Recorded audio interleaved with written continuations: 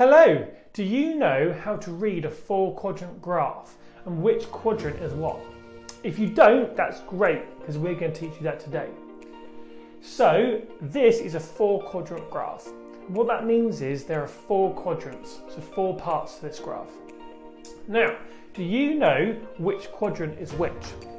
So in the exam questions, you'll probably see them as Roman numerals because that's just how they're shown.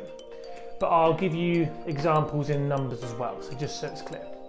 So the top right hand corner, that is quadrant 1.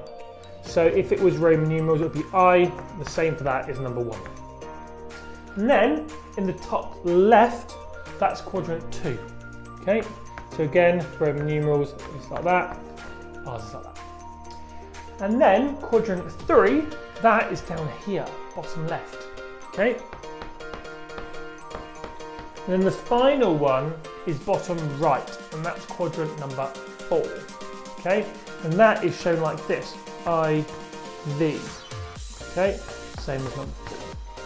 So remember, if you see a question, you'll probably get them like, what if I did something like this? Okay, so T, W, X, Y. You'll probably get a question like, which quadrant is the number, or letter Y in? And then you'd have to say. So in this case, you now know that it's quadrant 4. Just remember, probably going to be answered in Roman numerals. Okay, so remember I, V for number 4.